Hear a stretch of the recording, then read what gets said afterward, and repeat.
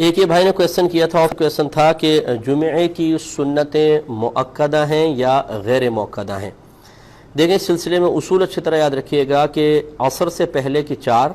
اور عشاء سے پہلے کی 4 سنتیں یہ غیر مؤکدہ ہوتی ہیں، باقی سب جتنی بھی سنتیں ہیں ساری کی ساری مؤکدہ ہیں، جیسے فجر سے پہلے کی 2، ظہر سے پہلے کی 4، پھر ظہر کے بعد 2، پھر مغرب کے بعد 2، پھر عشاء کے بعد 2۔ اس کے علاوہ جمعے کی تمام سنتیں مؤکدہ ہیں،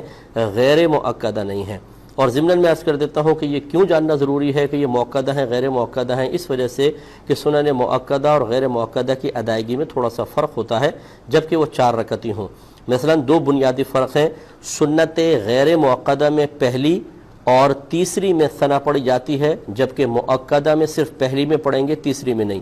اور غیر مؤکدہ میں 2 کے بعد جب بیٹھیں گے تو التحیات کے بعد درود شریف پڑھنا سنت ہے،